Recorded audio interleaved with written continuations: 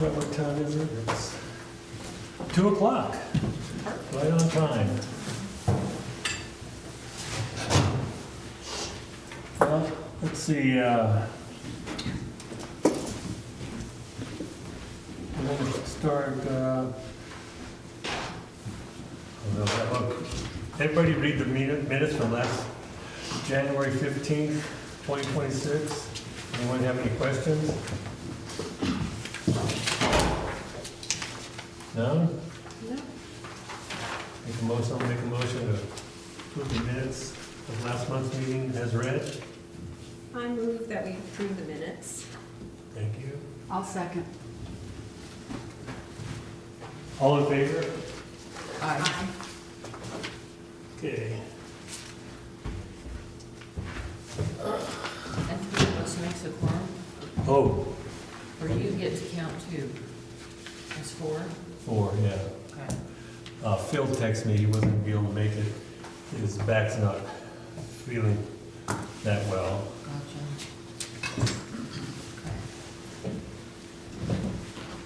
Okay. Okay, And we know Trevor's here. Who's our other new guest?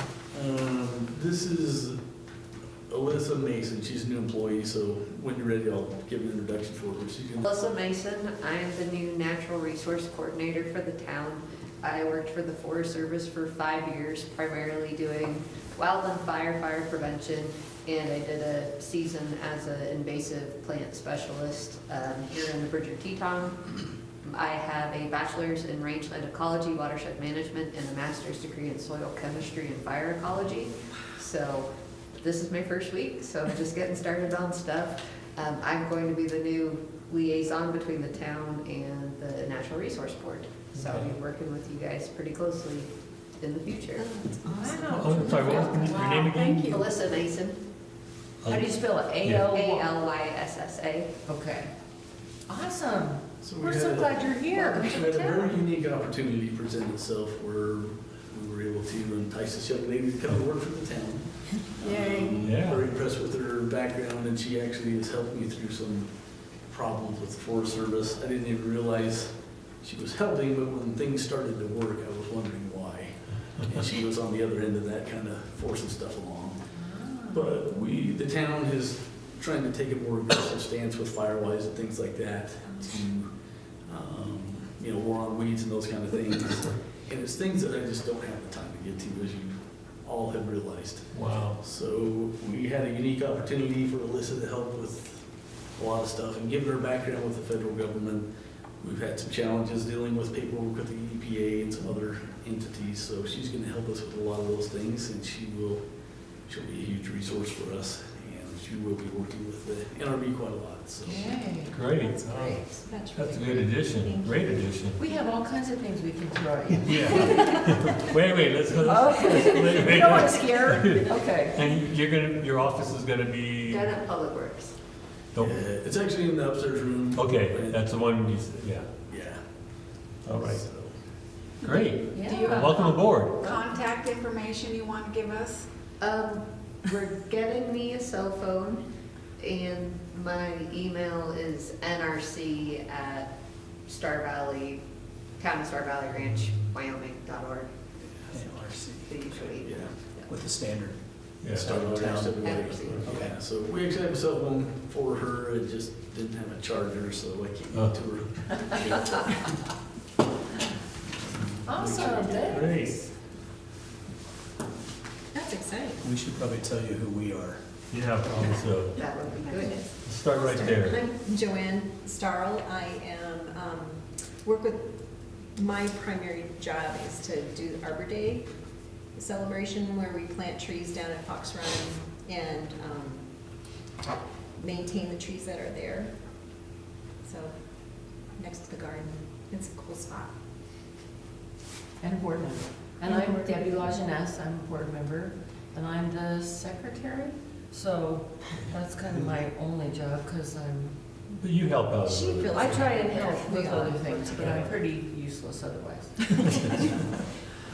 I'm Victor Padilla, I'm the chair of the NRB, have been for a little while now, I don't even know how many years. I was 3. talked into this. Forever. 3, probably. Yeah, Coming up on 3 years. I help out mostly with projects that require Woodworking? woodworking, building the signs and this and that. The benches, I made a couple benches. And then I've also do some spraying around the town. I took a class, about 3 years ago with the county. It didn't certify me, but it kind of enlightened me how things, what to mix, what not to do, that. So I kind of do that. And kind of run the meeting, and you'll hear the financials here shortly. I'm Katie Chilson, I'm on the town council and just the liaison. This is my second meeting with Yeah. this group, so I'm getting familiar with them too, and it sounds like instead of coming to you with questions, I'll come to you. I'm Deb Johnson, and right now I'm the Community Gardens Coordinator and Parks and Landscape. And so you'll hear more about that as time goes by. And I'm Craig Adler, I'm the Trails Committee Chairman, so I basically run the trail crew, and that's my job. And I'm not a member of the board, so you won't hear me voting on anything. I'm just a volunteer. But you're also a big liaison with the Forest Service. Yeah. Oh, I have a Right. lot, yeah. Yeah. So, So- yeah, as you can well imagine, I deal with Miranda mostly. Try to get Justin involved when I can, but that's hard. So I've already got a list. I just had a long meeting with Miranda, so I'll have to give you a copy of our meeting so you know what's going on. Great. So you can keep track of what, I'll get you up to speed on that stuff, so. Yep. It's pretty, a lot of my stuff is on the forest. I would say 80% is all the trails and trailheads, and then 20% is Fox Run Park, because we do the trail maintenance and some of the trailhead stuff, the dog waste, mud nets, signage, all that kind of stuff on Fox Run Park, fencing, as that'll come up. So yeah, so it's about 80-20 for trail crew and what we work on. Okay. All right. The financials, on the donation, on the general side, Adler's donation, $250. That was recorded on 1/31/2025, the last day of the 25. And then we've had garage sale items. We got caught up, found the missing one. So, Victor, before you proceed too fast, that probably was 12/31/2025. you know what? I looked at the thing and, I got it right here. She might have made a mistake, but it was, I'm sure I gave it to him in December. But what did I say? On here it says 1/31/2025, which would have been over a year ago. It's 1/31/26. Submitted on 2026/01/31. That's what this says. I'm just going by. Oh, okay, I have the wrong Yeah, date. that's all I'm saying. Okay. As this says 2025. I don't want it to be 2026. confusing. Does that make sense? Yes. Yeah, that's fine. And then, garage sale items, the one for $165, that was the one that was missing last month, we got it. And then on 2/12/26, another garage sales for $125. And those were, sold the cat ladder, is it cat ladder? Or A cat ladder? the cat ladder. Oh, Expensive cat. yeah. And then that was the, Donated by Eric Gilch, the hydrologist at the Forest Service, you know what I'm talking about? Yep. Yep. He donated a whole bunch of stuff. The cat ladder was his. He donated a nice cat ladder for our garage sales. and then the one for $165 was the DVD VHS recorder for $100, a Vicks humidifier for $45, and a 2-drawer cabinet for $20. So that brings us to, on the general side, we have $6,000 $377.18. Trails side is we got $36,266.41 for a total of $42,643.59. And Craig's still selling more, I believe. I got a long list of stuff, Yeah, as you'll see. yeah. I move we accept the financials as presented. I'll second that, but I have a question. Yes. So is there any, I mean, I think this is in a spreadsheet form, but do we need all the information almost 10 years ago? Or can we just begin to include, 25 in the current Well, fiscal year? You mean like the first page? See, I don't print out all of it. Oh my goodness. There's 9 pages. So I would fill out just the first one because of the upper right corner, it's got the total. And then I print the last 2 pages, which we're on now.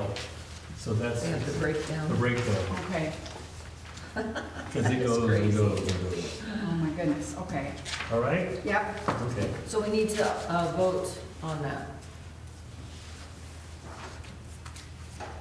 Did someone make the first motion? I did. Oh, you I did? did, A second. second. All in favor? Aye.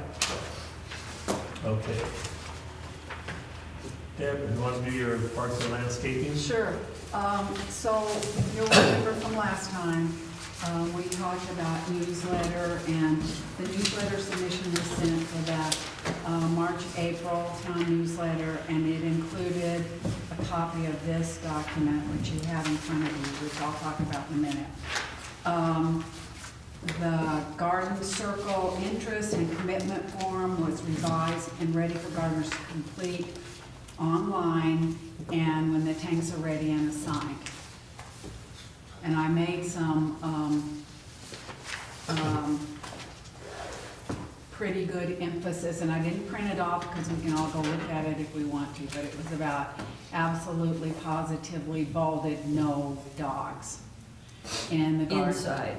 Inside, no animal feces, no rubbish that we don't know what it is, and no soil was also amended. And I'll speak to that in just a little bit. So they can see it, sign it, come in here and pay for it when the time has come.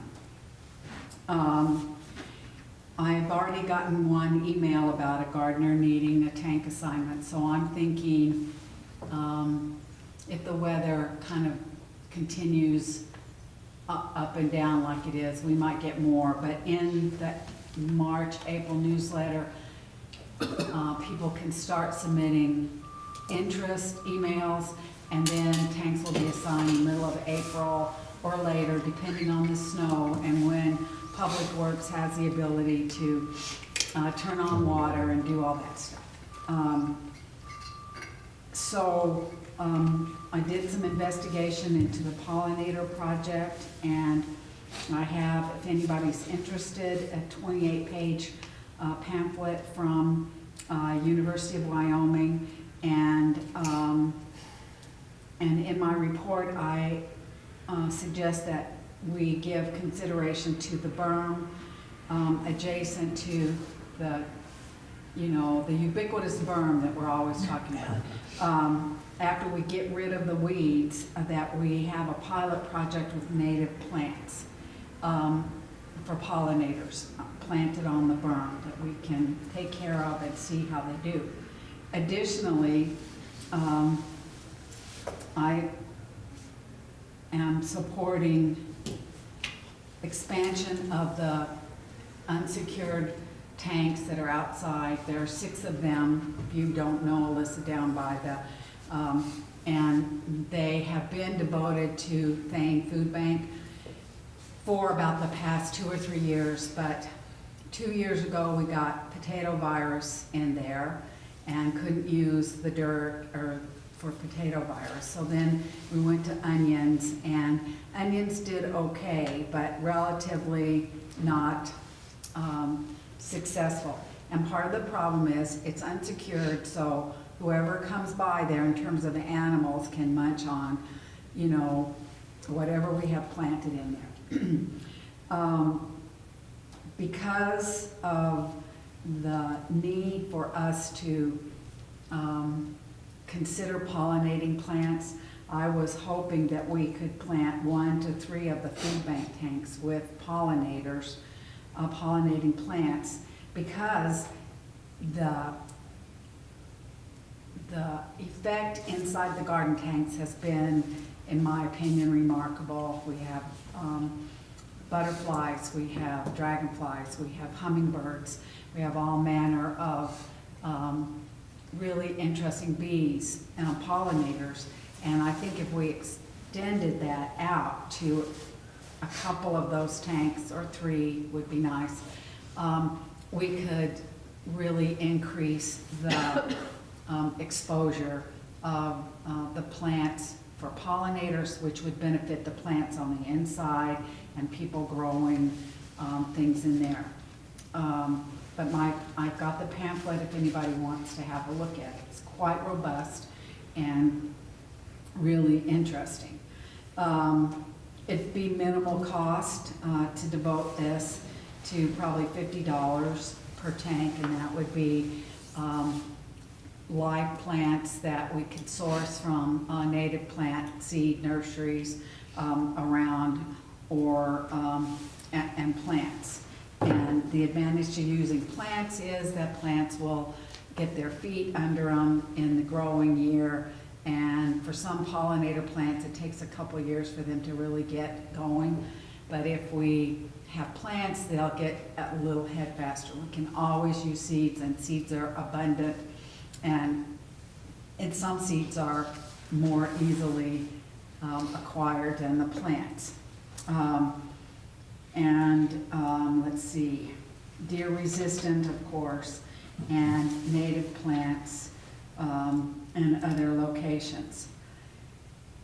Let's see, Joanne and I, but Joanne, moving to number 5, Joanne and I developed this Natural Resources Board volume about the trees, the thing that we've talked about, how to take care of spruce trees, evergreen trees, and with Joanne's great help, we got it done, and it was approved by the mayor, and there were only 2 copies left when I went down there, and I think they put in maybe 25, so people are picking them up.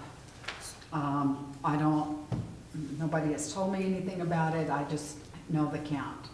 And it was done in collaboration also with Rusty. The pictures are from Rusty, and you'll see the little perpetrator of the sickness right there. And it's not a pleasant looking little creature, to be fair. But Depends on how we it, so anyway, it contains most of the information that we've already talked about, or people have talked about with us. What are the varieties? How does the infection happen? What happens if we early intervene? What can you do as a homeowner if we have concerns about our trees? And then contact the town of Star Valley Ranch, Rusty, and think about planting native tree varieties, because they don't seem to be so susceptible to this illness.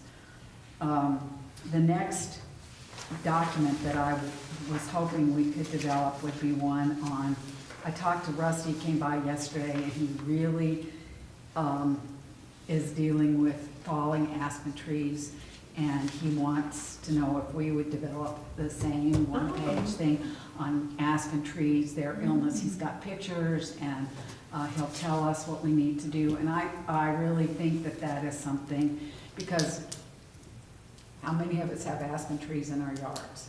You know, Yeah. lots of them. Most everybody, And so that would be next up. And then whatever else we think we want, because I think the one-page flyer is a useful vehicle for getting information out. Yeah, Let's this see. is great, you guys. Thank you. Yeah. it turned out nice. Mm-hmm. And we have to thank Jamie. She was able to put the town, Joanna and I talked about this, and Joanne's, you comment too, because we thought it was important to have the logo and the Natural Resources Board. And she Yeah, was no, able, she really put it together nicely. Yeah. it looks good, I think. Yeah. And then finally, you know, to come back to the theme of developing a calendar for what we need to do and when we need to do it, and who's gonna be helpful and responsible for that. And then to go back to, forgot to put this on, so it'd probably be number 7. I think it's been since 2022 since we've had dirt in the tanks inside the garden center. And I think we need to add dirt. And so the issue is, you know, before, I think Greg and they had this big lump of dirt, pile of dirt, and you had to, you know, wheelbarrow it in.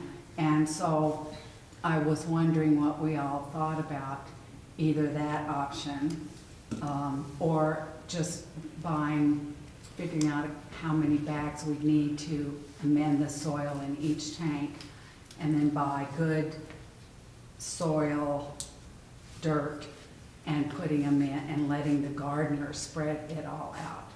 You know, 2 bags, 3 bags, I don't know, I'm not good at figuring that stuff out, per tank. Because we do need to do it, and it will head off anybody who is concerned about adding dirt that we don't know where it comes from. we Well, don't know what's in it. That's the question, because if we go with the bulk dirt, how do we know it's good? Weed-free. We don't. Yeah, we don't. We don't, and I'm in favor of the bag option. That's what I was but- gonna get at, because I kind of, if we get the bag dirt, we kind of know it's gonna be good. Yeah, and it's not by any means perfect, the No, dirt, but yeah. it's better than risking buying a bulk load of dirt and getting infection in it and not knowing. Although I think they got that dirt from Kearsley, but I don't know. I looked kind of in my If you files. buy it from a reputable nursery, it's fine. Yeah. Yeah. Yeah. I think it's just easy. Bag dirt can be sketchy too. Yeah, It can be. Okay. I don't know, I don't know. Well, I think we'd have to just make the decision, either bulk Yeah. or bag, and then if it's bag, then which bag, because we'd want good quality, you know, bag dirt, and we'd have to kind of think about that. I'm pretty sure that Kearsley dirt was not treated with anything, but neither could it make a claim to be organic, you know what I mean? Yeah, and I'm not saying even. No, I know that, I'm just saying Yeah. that's a question. Yeah.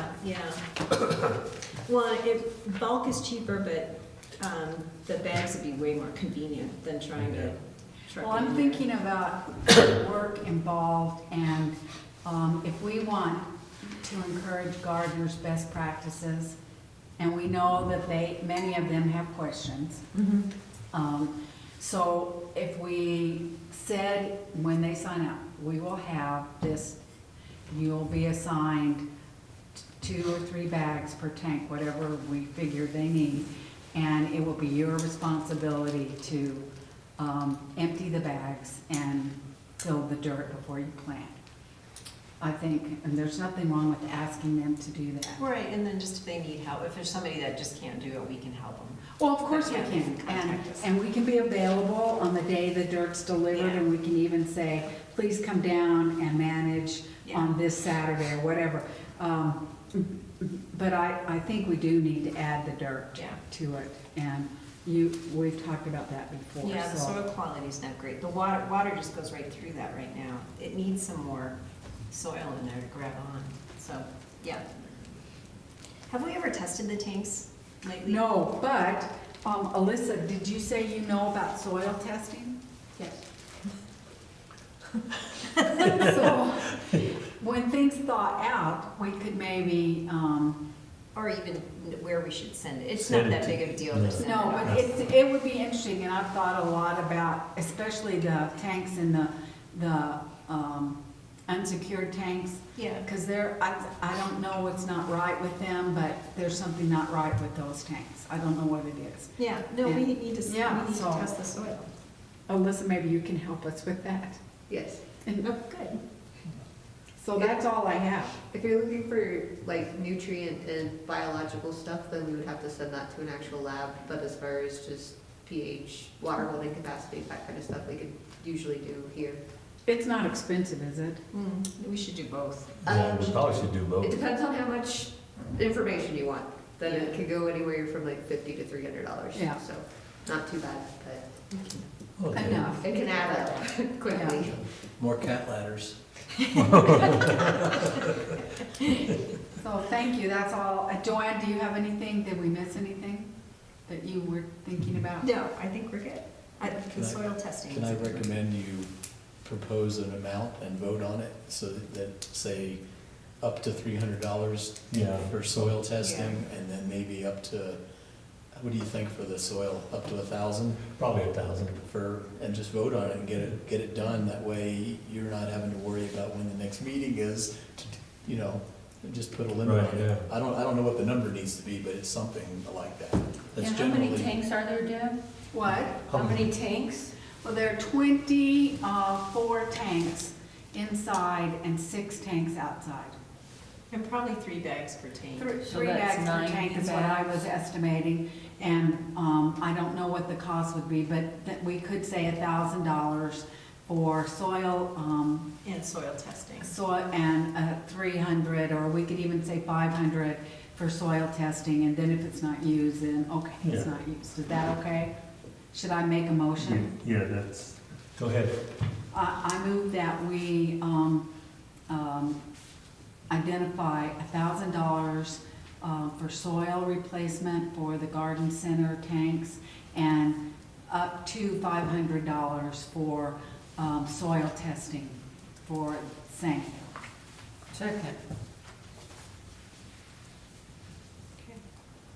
All in favor? Aye.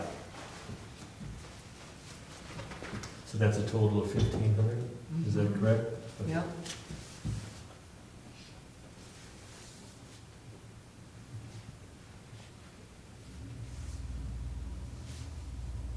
All right, let's move on. Great. Okay. Trail crew report, this is from 16 January to 19 February. So there's a summary of work done on the different trails. Most of the work has been on Cedar Creek and Vista Prater, which is probably normal for this time of year. We try to keep them open for snowshoeing and that kind of stuff. I added admin on here because we've had quite a few meetings and stuff like that, and I've started keeping track of the time for the volunteer time. Anything on there, like going to chainsaw school or first aid, CPR, that kind of stuff. So that's why there's a new entry on there. But yeah, so pretty average. The only thing that's been different is for winter is that we did a bunch of tree removals because the weather allowed it. Everything wasn't buried this year, so we'll talk about that later. So that's the summary. The next thing is this article. It's your next page.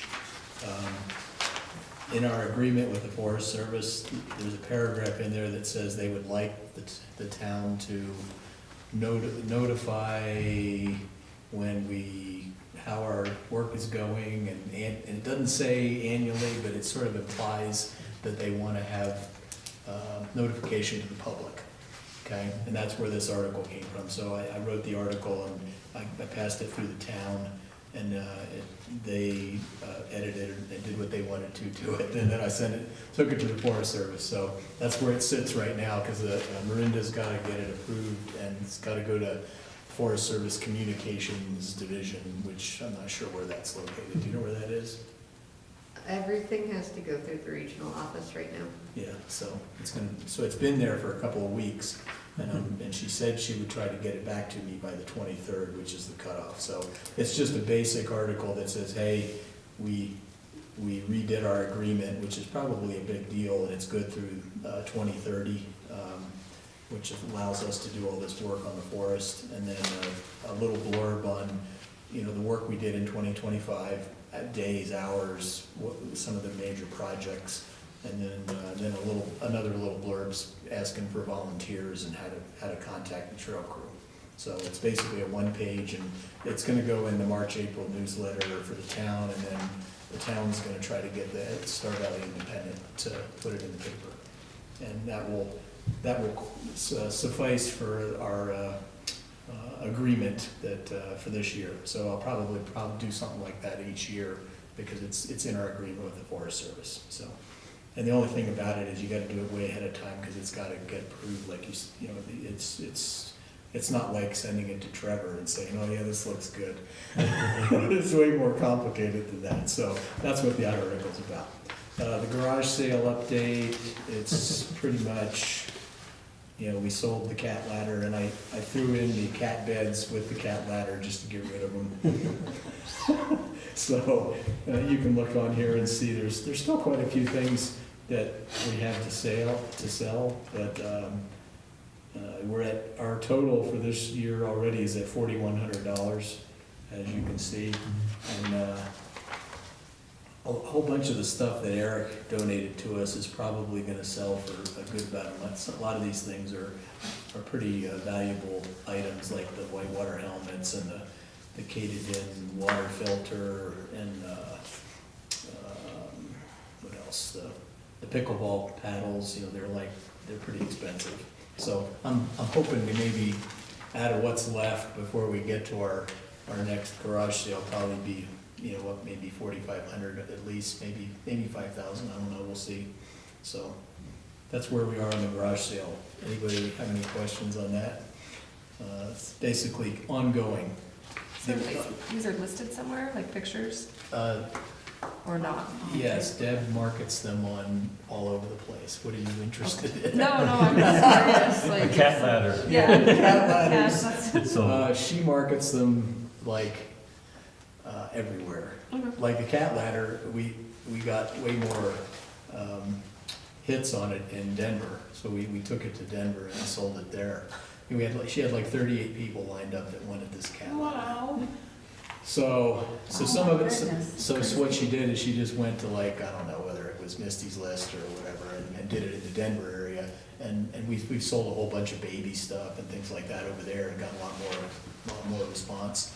Whereas snow blowers and stuff sell really good here, so I don't know, yeah. And then she does like Jackson Buy and Sell, and it's sort of a Probably mix. Facebook Marketplace. Yeah, she goes to Salt Lake occasionally on some of the boats and things like that are really valuable. We've sold down there, but it's generally that's how she manages it now. Yeah, so How did it go? it's an ongoing process. Okay, that's the garage sale. So the ambassador program update and the phone meeting with the Friends of the Bridger Teton. So this next, this email is pretty lengthy, but it's an email I sent back to Jennifer. Everybody knows who Jennifer. Do you know Jennifer? She's a Friends of the Bridger Teton coordinator. No, her name's Jennifer. I don't know how you pronounce her last name. Recupero. Yeah. She's the person I work with at the Friends of the Bridger Teton with anything that has to do with ambassadors and getting funding to help out with projects and that kind of stuff. So that's what her job is. So if you look at this email, basically it's a list of, after my conversation with her, our conversation was primarily about the ambassador program, and I'll talk about the ambassadors here in a second, but you can see I'm trying to get her up to speed on all of the issues that we deal with for the trails, because when you're trying to sell the ambassador program, they can help out with a lot of this stuff. And so I was giving her feedback on all the stuff we've had go on over the last few years and why the ambassador program might be really helpful, so that it helps her in her endeavor to get it going, okay? So you can read it all. It just talks about leave no trace, the ATV issue at Cedar Creek Trailhead, the dirt bike issue that I'm having on a couple of trails. There's a Green Canyon access gate issue that's sort of causing the dirt bike issue. Parking inside of Prater Canyon, we'll talk about that here in a bit. The reroute of Prater Murphy Trail, and then the ambassadors for 2026. So you can read all that stuff at your leisure, but that's just sort of gives you an idea of some of the stuff that we're dealing with. The main thing about this phone call was I don't know if everybody's familiar, the ambassadors last year, they came to our Travel and Tourism Board. They asked them to fund the ambassadors, and the goal was to put them at Grover. And they did. They got one. They didn't get two. For some reason, they couldn't find the second person. So we had one ambassador down there, and it's like the Wild West down there. Is basically the bottom line. So it was problematic from an ambassador standpoint, being down there out without any ability to control what's going on around you. So the ambassador, his report at the end was expected but startling, if you know what I mean. There was people blasting people with ATVs. There's people shooting over here. There's no management to it. So the Grays River Collaborative, that's the number 2 project on their list. So they are working it hard, but it's going to be a long-term project. It's going to be like hiring a firm to come in and evaluate it and come up with a formal plan, go for grants. So we're talking 3-5 years to get that fixed. So Jennifer, she wants to keep trying to get the ambassadors going in Star Valley, because all of the work that they do is in Jackson.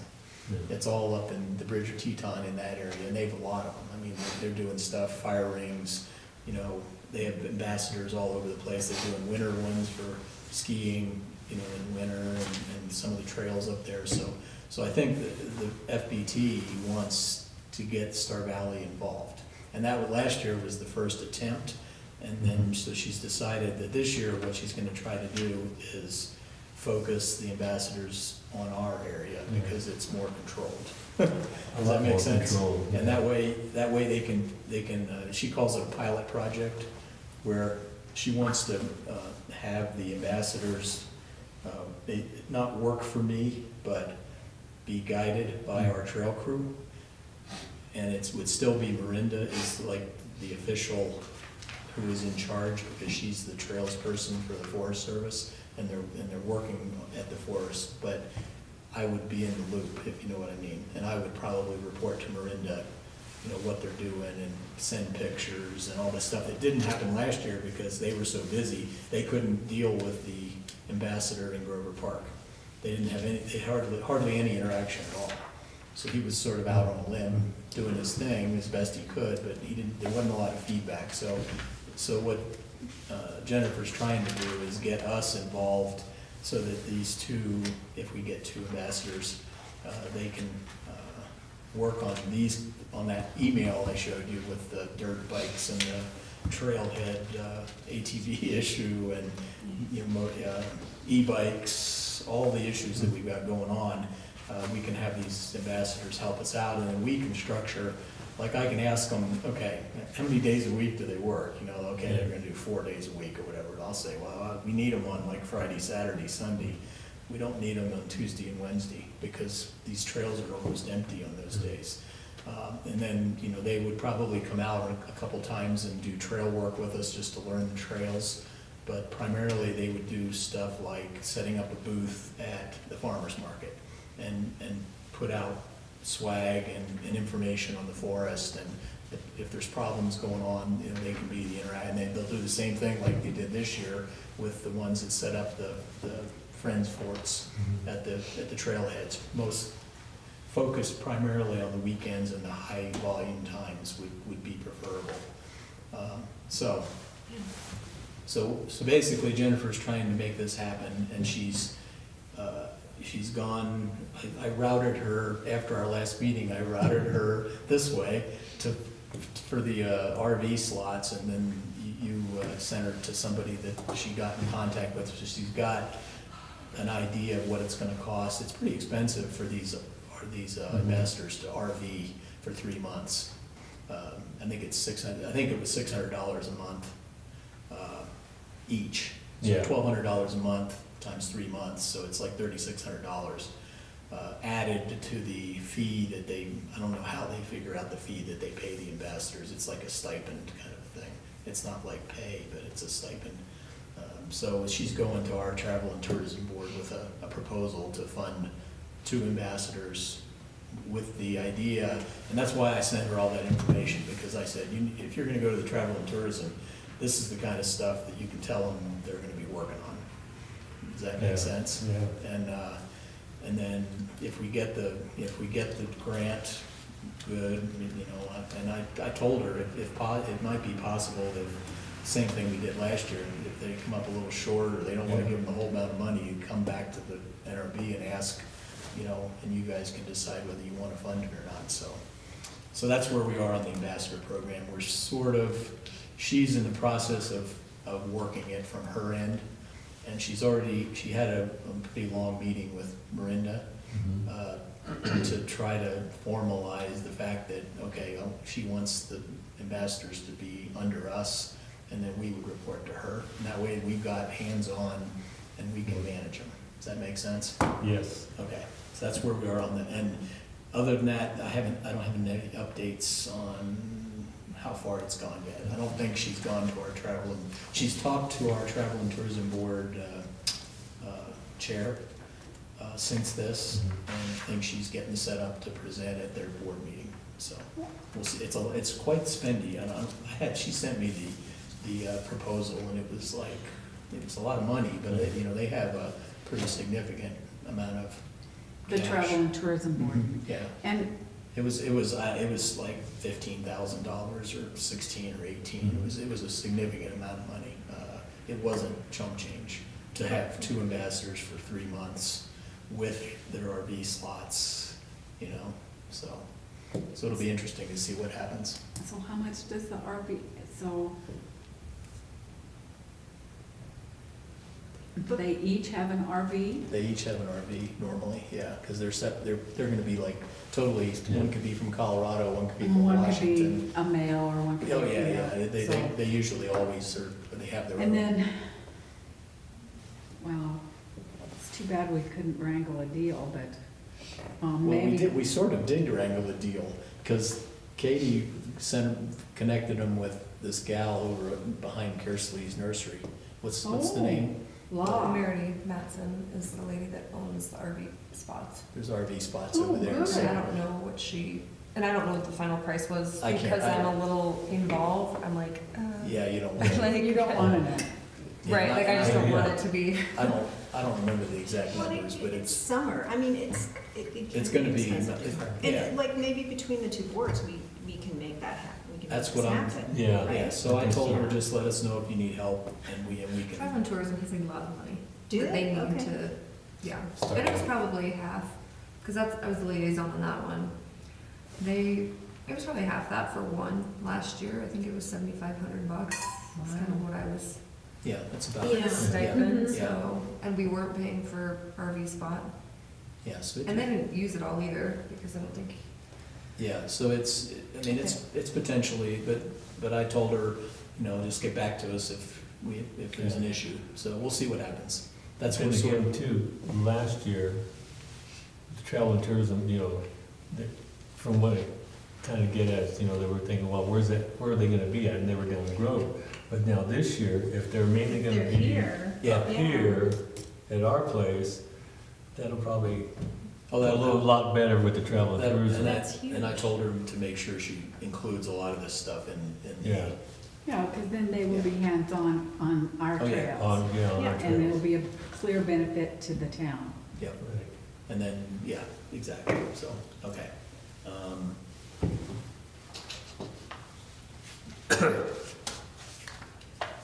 The next one is the tree removal, you can just take a look at the pictures. So this is unusual for January, is that it's unusual that we were able to do this in Yeah. January. So we took off, we did 2 work days. It took us about 4 hours each day. The first day we got 4 trees, and the second time we only got 1, but it was a big one. And they're about 2 to 2.5 miles up Cedar. There's another really big one that's marked for removal, but it was so big and buried in snow that we didn't want to. It looked like about a 24-incher, which means I'm going to have to take the chainsaw up there to do that one. And then we harvested a bunch of logs for water bar work and trail stabilization. That's that lower picture. You can see those chunks of logs sitting there. We saved all the good logs, the Doug fir logs, because we've been using them extensively on the trails. And then, yeah, so all of these we got with the Sawzall. It was right at our limit. The last one we did on the back page, that one was about 16 to 18 inch diameter. So it was some serious, took like 3 I was batteries. gonna say serious It battery. took 3 batteries and a lot of wedging, but it cut okay. You just have to be patient. And did it just fall over? Yeah, all these have just fell over. These are all wind fallovers on the trail, yeah. So normally we wouldn't get to these till the summer, which is really good. They were blocking the trail all over the place. So it's right on the ridge of the switchbacks, which is southwest facing and gets that, that wind from, yeah, so yeah. So These that, bigger logs, what do you do with this, like this size right here? what do I do with them? You cut a chunk in the middle wide enough for horses and hikers, and you move the chunk out of the way and leave it. It's too big to do anything else with. I mean, why do you want it? You want me to carry it? I'm looking for a chunk that big. Do They're up there. you realize how They're far two- up? two miles up there. I'll just get Larry to go up and do it. Yeah, you need a helicopter, I think. So that's the tree removal. What else was on here? Other than that, we just saved a bunch of logs for work this summer, which is good. Because we're always looking for non-rotted, good logs, and Mother Nature gave us a whole bunch. Because I don't know what causes these Doug firs to fall when they're live. But almost, not all of these, but a bunch of these were live, and they just, Oh, they just fell over. they get blown over. It's Yeah. just disease and stuff, It looked like it's disease at the trunks, and the upper part looks perfectly fine, so. Okay, so then I had a meeting with the Forest Service with Miranda, and, well, there was another gal there, but she wasn't there the whole time, so, the next page is sort of what we talked about, so, I basically clarified a whole bunch of stuff on the non-funded challenge cost share agreement. I had all sorts of questions that I needed answers to, and I got most of them, but she's working on some of them for me, so that's what that's about. We had a long discussion about the Cedar Creek trailhead and the fact that I went through the whole thing that we talked about. Yeah. I said, hey, I'm gonna put up a sign that says slow zone, no spin outs and donuts.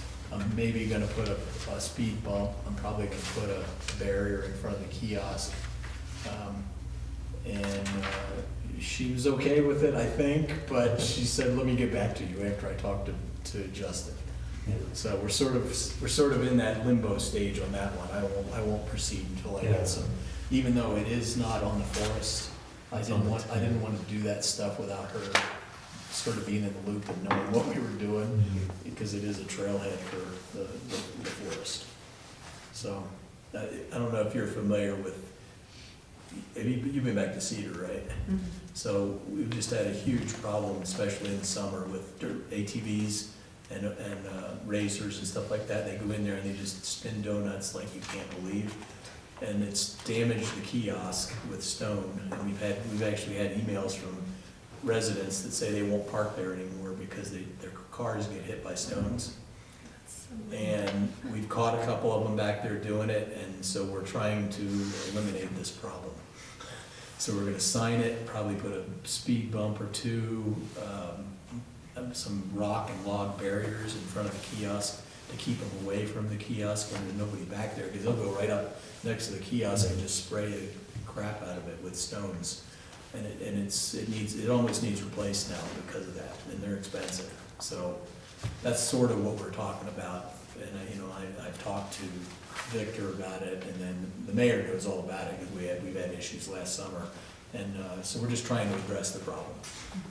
That's basically what's going on. And probably the biggest thing is the safety thing, because that trailhead has horses, kids, dogs, and they can park anywhere around there. And these people come around the corner like it's like a playground for ATVs. And it's like, no, this is not, I don't care what time of day it is, we need to get it under control, because it's a safety issue. So that's what that one's about. The third one, the dirt bike issue,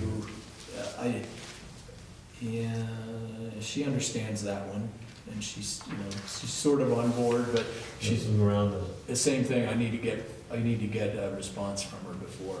Well, that one's not the Green Canyon one yet. That's just the fact that in this last summer, we had huge amount of dirt bikes up Prager Murphy, just tearing the crap out of the trail, and same thing with Valley View. And I think the ones on Valley View were coming off of Green Canyon road. That's not.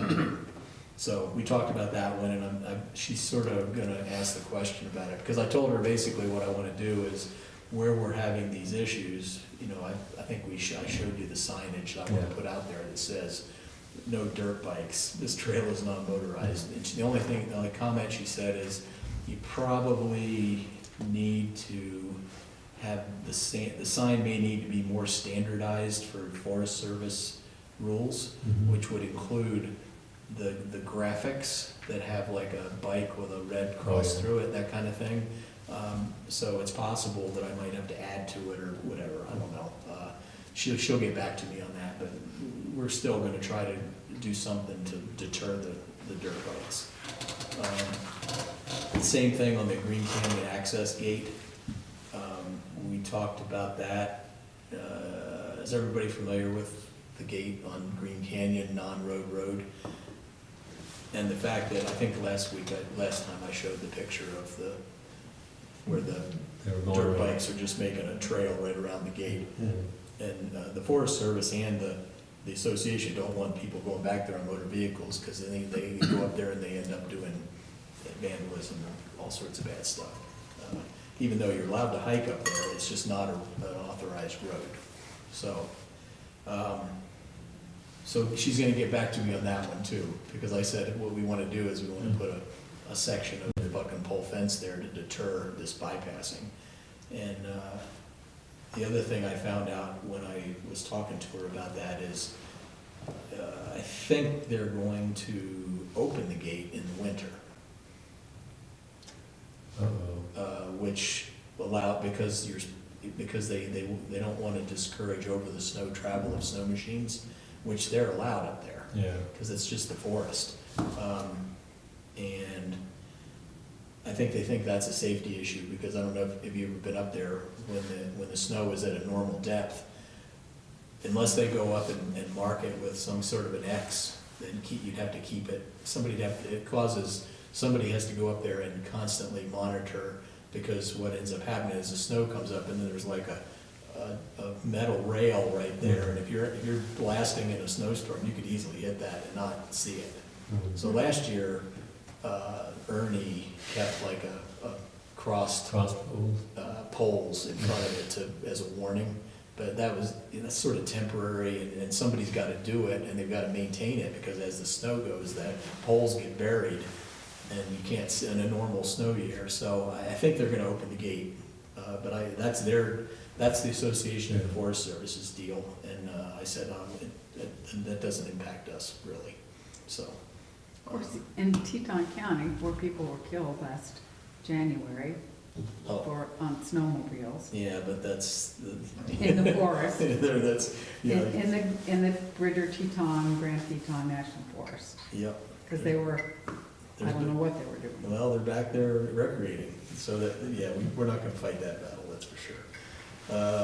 So let's see, Prater Canyon parking. If you look at the next page. So that's from going up the Prater Canyon Road, just inside the National Forest. So that if you look down, that white truck, go down about maybe 50 yards is where the forest boundary is, and then you hit the town road. that make sense? So you're looking west. So I was up there, I've been going up there quite a bit this year, just because it's accessible, but normally these vehicles wouldn't be able to get in here because the snow would be too deep. But this area here where the vehicles are, the white trucks and the car, that area there is the area that we have proposed to put a parking area, a formal parking area that's designated, fenced, signed, and leveled, with probably some road base and that kind of stuff. And I've been waiting on the Forest Service. Basically, Justin said, he looked at it and said it looked okay, he thought it would be fine, but he wants to flag it with me, okay? So I threw this in here because I talked to Marinda about it and said, you know, it's still an issue because the town, I don't know if you've noticed this, but they've started putting a big sign like in that area, right? Have you been up there to this corner? Not So this winter. There's been yeah, snow. well, and it applies to the summer too. There's an area that's sort of carved out, that's on the town road right before you get to the Forest Service Yeah. boundary. Yeah, and the town's been putting this big thing on an easel, I would call it, that says, you know, don't park here, you'll get towed, something to that effect. Because the homeowner that lives across the street, you know, keeps calling in, which is right, because it's an ordinance, you're not allowed to park on the town road. So we've been having this issue for a while. And we have it in the summer also, because people that have regular vehicles, you know, like sedans and stuff like that, they can't get up this road because it's too, you need high wheel clearance and four-wheel drive unless you're really, really energetic and are willing to damage your car.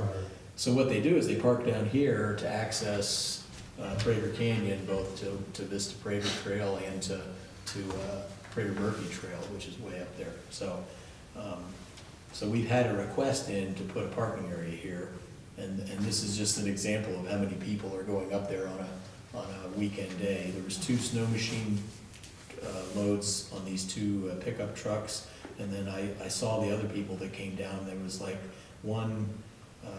2 backcountry skiers, and there was a snowshoer. So it's a real mixed bag. It's very, so I just threw that in there because it's only gonna get worse. And I'm hoping we can get our parking done there, but I can't do it until the Forest Service gives me the go-ahead, yes. So that's the issue with the, yeah. What else on that? Let me see if there was anything else at our meeting. So yeah, I talked to her about that one, and she said, okay, I'll work on it. And same thing with the reroute of Prager Murphy Trail, the ongoing saga. I think that we've been doing this for 3 years. She didn't seem very optimistic that this was gonna happen this year, which is sort of the answer I've been getting for like 3 years. 3 years. Yeah, because they wanna go back and re-flag it to their liking, so I told her, I said, well, probably what I'm gonna end up doing is I'm gonna try to do some major work on the scree chute so that we're not constantly having, so basically, if we can't reroute the trail, then we're gonna be in the drainage and having to fix the drainage every year. And the part through the rocks in the drainage is not that big of a deal. Usually I can get all that done in a day, unless it's a really bad year. But there's the scree chute. I end up working on it probably 5 times during the year because it's just this big side of a mountain that's all barren, and anytime it does like major rain or a thunder shower, it brings down sediment and just totally wipes the trail out. And it has to be excavated. So like 4 years ago, we did a log barrier along the edge. Do you remember that? Mm-hmm. The trail is now almost 3 feet higher than those logs. That's how much sediment has built up over 3 years. So it's just an ongoing, so probably what I'm gonna do is I'm gonna do a more major project to try to keep that from happening. And I told her about that, she said that'd be okay. That's the result if we can't reroute it, then we've gotta make what's there more sustainable. Does that make sense? Okay. And then we had a long discussion about ambassadors, and the same discussion that we just had, I had with Miranda, so she's sort of in the loop on what our intent is. And I, for some reason, she got the idea from Miranda that, or from Jennifer, that our intention was to have the ambassadors work on the trail crew. And I said, no, we don't need ambassadors working on the trail crew. Last year I did it. It's just really good for them to go out with the crew one day or 2 days to see what we do and get exposed to the trails. And it's just, you know, but other than that, they don't need to be doing that. That's not what we're intending them to do. So that was my meeting with the Forest Service. So I've got a lot of waiting on responses from the Forest Service. All right. The next picture is the vandalism of the sign at, I think, yeah. I don't know what it is about people, but. I mean, it's right there. I cannot So figure that's out the what's sign, the matter with that's the people. sign in Prater Canyon when you go Yeah. onto Vista Prater Trail. Somebody bent the crap out of it trying to get it off the post. So I'll have to replace it. I have a spare, so it's not gonna cost us anything yet. I think I'm down to my last 2 of those. At least they didn't blast it with a shotgun like they did the last time, so, yeah, just an update that, yeah, there's still people out there that are doing stupid stuff. First aid kit. I need a new first aid kit. Can I ask what's in the first aid kit? What kind of bandages? Do you have, what does Yeah. it make up? Oh, it's huge. It's very comprehensive. The key to this is that Do it's. you have the trauma bandages yes. that you squeeze? Yes, Okay. yeah, it's really, I didn't go with the pro version, which is like $260. This one's only 160. It's got what I need in it. Basically the one we have is, we've had it for 10 years and that stuff wears out. Yeah. We've been carrying it around and, it's time. So, yeah, this thing's like $169.95, and I said I'd just request $200 to purchase a new kit. And if you look at the bottom, you can see it's about 2 to 3 pounds, 7 inches wide by 5 inches deep and 10.5 inches height. So it's about the size that's very easily packed in the pack, which is what we need. So I move that we spend $200 on a new first aid kit for the trail crew. Second. All in favor? Aye. Approve, Deb approved. And the last one is the fencing at Fox Run Park. I'm just, we've talked about this before also, but I'm sort of getting closer to going, like, yeah, I'm gonna go to the LVI and talk to them. And before I do that, I wanna get you guys on board and make sure you're okay with it, Yeah. because if you look at the big picture there, everybody knows where the Public Works is, and we talked about this. I did the measuring, and it's about 250 feet for the short section by crop circles, and it's 450 feet on that longer section on the northwest side, that's adjacent to the Fox Run Park Trail. If you look at the bottom, it's a good picture of what's there now. That's taken on the long section, so it's a mixed bag of it's basically the same stuff we took out when we did the other section, except there's barbed wire, it's laying on the ground, there's pieces on the ground, it's just a mess.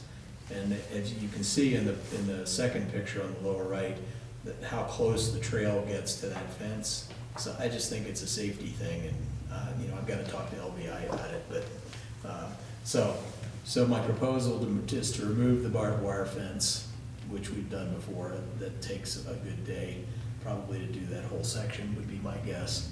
I'll have to put together a proposal and get LVI on board and the BLM on board. Anytime we do anything on Fox Run, we've got to get them involved. That's just like a letter to the administrator, as far as I can tell from past history. There's 2 segments. that we'd want to remove and replace. Basically, it would look just like the fence that we put in on the east boundary, right along Hardman Road. Same thing. Wildlife sections every third section. It may or may not require a survey. I don't know what the, once we start asking the questions, we might end up having to survey it to make sure that we get it. Because it's, the other fence was between BLM and the town, so we knew the town, and we weren't too worried about it. This one's between the BLM land and Stewart's LVI.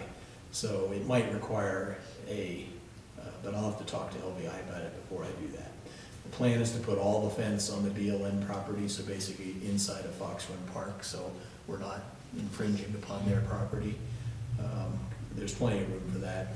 In other words, it's not gonna straddle the right of way. I'm gonna ask them to allow us to enter through, there's a gate over here by all those trees on the upper right corner of the picture. And when it's dry in the summer, after it dries out and it's nice and hard, there's actually a road there, sort of, that goes back there, but I'm gonna ask them if we can enter through There's that a gate there too. Yeah, there's a green gate right there. Yeah. So I'm gonna ask them if we can enter there to drop our supplies to build a fence, if we get to that point. The initial look at the numbers is right there. It's about $64 and 220 poles. I used, the data I used for pricing it, I went back and looked at how much we paid in 2022 at Pickeroon when we got them over in Pinedale. And I increased it a little bit from that, and then I added 15%. It's probably, unfortunately, it might be even more than that. I just don't know. I'll have to do some more. But now that I've laid it out and I've figured out how many of each we need, and I accounted for the wildlife sections, because you don't need as many poles on those. In fact, you only need 2.5 instead of 4 poles, and that starts adding up if you put in, because I don't know if you remember, but you put in the 40-inch one and the 18-inch one, and then the 2 crossbars on the base of the other sides. So in any case, so that's the level of expenditure you're probably going to be talking about minimum. It may be closer to 5,000, but I'd have to do some. Go to Jenkins. I know if you go to Jenkins, it's going to be more expensive because That place in Pinedale doesn't do. no, they do it. Oh, they do it. They don't. But we just have to go out there and pick it up. We went out and picked it up. Yeah, Yeah, we borrowed the town's. the town's truck and trailer, went over there and made 2 runs, and we saved like 40% by going over there and picking it up. So that's still an option, but we'd have to talk to Trevor, because he wasn't around when we did that, so the whole thing about driving, who's Yeah. driving town vehicles and who's covered, Right. yeah, I can't believe we did that back then, based on what I know now. Yeah. But Greg and I did it, and, we were just using the town's truck and their trailer, and brought 2 loads back, and it saved us probably a couple $1,000 at least, by getting it straight from the manufacturer, if you will. So, I don't know. Alyssa, is BLM gonna be, did I hear Trevor say BLM might be part of what you're gonna be doing? All the government liaison, Forest Service and BLM will be on my side, so I'll work with you on that, because there are some other things that Public Works is doing. So it's already starting to prepare the next plan to send to the BLM of Okay. improvements and things that we need to change down at Public Works. So we can just lump And this. then in. one of the things that's interesting is that this whole section behind the Public Works, I ignored, because it's such, there's a history here. I don't know if you're familiar with this, but 2 years ago, we had a real problem with kids riding ATVs and dirt bikes through the Public Works yard and going out through this gap here, right on the northwest corner of the big building there. And at that point, we had talked about fencing, and the town was gonna fence something back here to stop that. And then it got sort of bogged down in legal something or other. Are you familiar with that? No, okay, well, that would be something to find out about, because it may impact what we're wanting to do. All we're wanting to do is get rid of the barbed wire because it's horrendous, and make it consistent with, the other way to look at this is if we didn't want to spend the money, we could just ask LVI if we can take down the barbed wire fence, and just have it be natural. Is the fence the BLM's or is it? I think it's LVI's would be my guess, Okay. but I don't know that. I haven't gone and talked to them, and I just don't know. It's been, you can tell it's been there a long time. I would suspect it's LVI's, Okay. because I don't think the BLM would fence there, would they? They do sometimes, and that's where we would need to figure that out, because it might be in part of our land use agreement that we just need to see who is responsible for Yeah. maintaining that. Oh, yeah, because the definitely. BLM, Because obviously if we're they're not responsible for they're it, not or- maintaining it, so. yeah, so, or if it's LVI's, then that's, Yeah, so, yeah, obviously, maybe that's part of the issue that came up the last time we talked about this with Trevor, was the whole issue between them, so that, yeah, getting you involved this is a good thing. So you can tell what we want to do is we just want to, it's a safety thing, it's an eyesore, there's wildlife, all those things. It's not right, especially on a park that we're managing, if you will, and then. Right, that's non-motorized, and if there's people coming through on bikes all the time. That's a whole nother issue. Yeah. But, yeah, and then, we looked at it like the parts that we're responsible for in the park area, we don't wanna infringe on anything that Public Works does. So the ends of those fences would be like right into the berms. I don't know if you've been over the berms around the Public Works. That's sort of where they would start and end, and then that way we're not touching Public Works stuff. But, there you go. That makes sense. I'm glad you're here. Yeah. Yay. Yeah, we got some backup. Two other things before I'm done. Tonight I have a meeting with this is a new collaborative and the town wanted somebody to be involved in this. I'm hoping it works out, but it's called the Lincoln Uinta Outdoor Recreation Collaborative. They've done this is it's part of the state's trails and recreation department. They have started these collaboratives in different counties around the state, trying to work on a lot of these issues. The dirt bikes, not having a place to go, and e-bikes and mountain bikes and this is an all-inclusive thing. So this is an introductory meeting where they're trying, this state organization is trying to get a collaborative group together from Lincoln and Uinta counties to try to solve some of these problems. So this is gonna be a long-term deal that, but I'm gonna be in the meeting, and I think there's a whole bunch of other people at the meeting.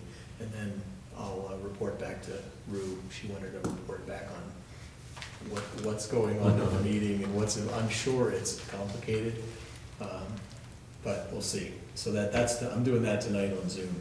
And then, one last thing. What are your thoughts on getting Phil to use his skid steer to fix and clean up the parking area at crop circles and trail shed and spread all that stone around? That'd be great for That'd be us, awesome. that'd be good. So I Is he think able to do it with he his back and will, his shoulder? he will be, Yeah, but that'll be like in In spring. springtime. yeah. I'm thinking April probably, but Okay. at least for starters, we should, I think we should propose at least a certain amount of money to cover him coming down there with his skid steer, at least to cover fuel. Oh, yeah. I don't know what kind of amount would be appropriate. It all depends, I don't know how much fuel that It's Well, just you have to get an it estimate uses- from him, because when he gave me an estimate for, doing, parking lots and stuff, and the cost of fuel, so I think just ask him what he estimates he Okay. would Yeah, I have to think have, so, and because then we he- could talk about it. Cause I wouldn't know how much fuel that thing uses. He uses, it's a diesel. It's diesel. Well, I know it's diesel, well. No, I it's mean, but diesel, in terms of bringing the whole thing down and all of that, so. Yeah, because if he's gonna do it, I mean, there's plenty of stone there, and then Yeah. we wanted those piles gone anyway, right? Yeah, Yeah. exactly. And I, if you've been out there like a week ago, when it was all melted, and that area over there by our trail shed Trail is shed? totally mud, Oh, yeah. totally. And it's gonna need work, because it's too muddy in those. Well, that rock pile has to go, so, Well, yeah. you know, That's what it's that'd there be for. nice, and, to get it cleaned up and straightened away. Okay, so I'll get an estimate from him, have him look at it, and, yeah, and just, we'll do it at the next meeting. Yeah, Okay. All right. Any questions?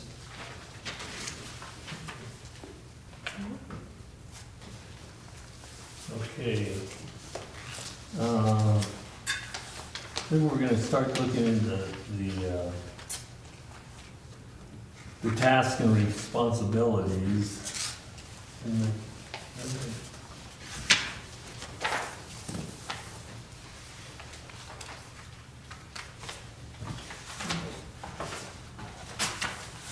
Is that the spreadsheet Yeah, that I'm trying Joanne to- sent? Yes. Where'd it go?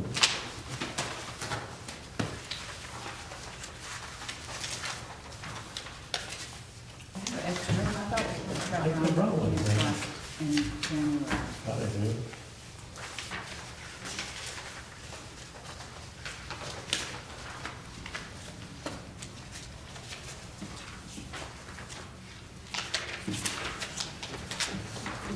Oh, there it is.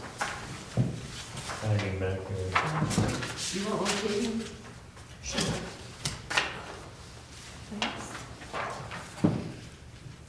Did you give one out already? Just an email. Just in the email. Well, You didn't get one? that's okay. Do you want me to go down and ask Yeah, to make a okay, couple yeah, copies? Fine. make a couple copies. Okay.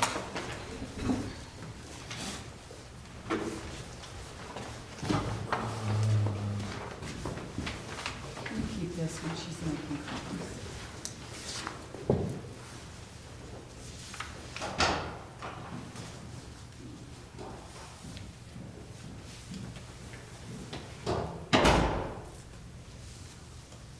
So let's see, I got an email from Rue the mayor, which is about Arbor Day, the second Saturday of June. Oh, yeah. Yeah, that was a proclamation, wasn't it, Victor, so like the 13th or something like that? Let's see, Yes. June, You were there. I was second, there. second Saturday, 13th. Oh, yeah, it is the 13th. When's the garage sale? We haven't said it yet.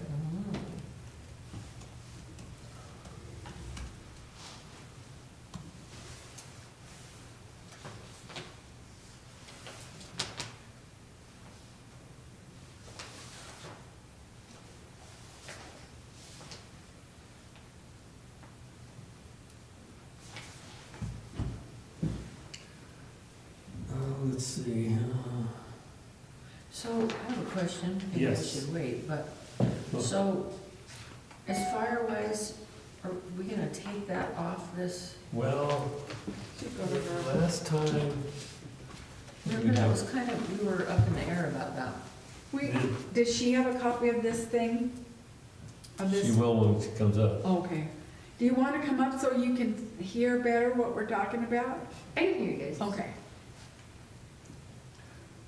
Next time you can sit right here with us. I didn't know how many people were coming, so.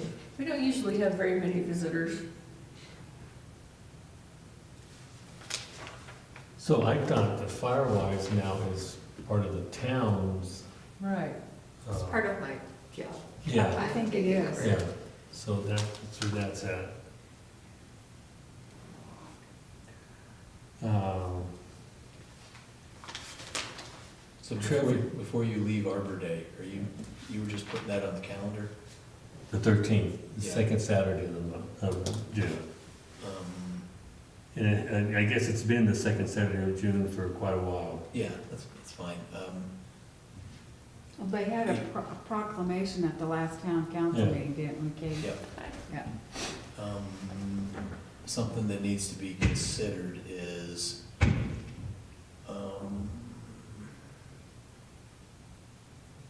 we're at the point where we need to be thinking about where we want to put trees this year. Oh, yeah. We're pretty, We're getting pretty filled up we're over pretty, there. yes, so there's a couple things, yeah, so that's one of them is, there may be a couple of spots in the conifer grove that need, I think that's what Rusty was wanting, is that we A put couple. trees in the dead tree.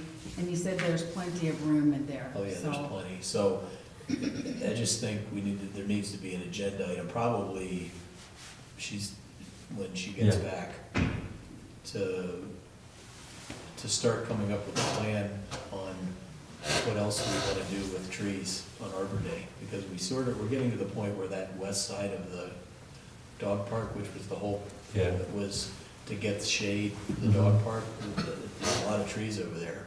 So there's probably gonna be a couple of replacements, I would guess, Mhm. maybe, or maybe not, let's hope not, we watered them pretty good last year. Thanks, Deborah. Yeah, Yeah, we had a good schedule, and this year we're gonna have them on the drip line, so. yeah, that reminds me, Rusty's talked about, this is really related to when he thinks the trees, but we can't put, the drip line, they all have to be 2 feet away from the center from the tree in a circle, and nothing can be done until after they scratch the surface up and water them in. So that'll have to be a later, job that we think Well, about, the final pounding them down. The or whatever, final install of the Of the line. emitters, Yeah.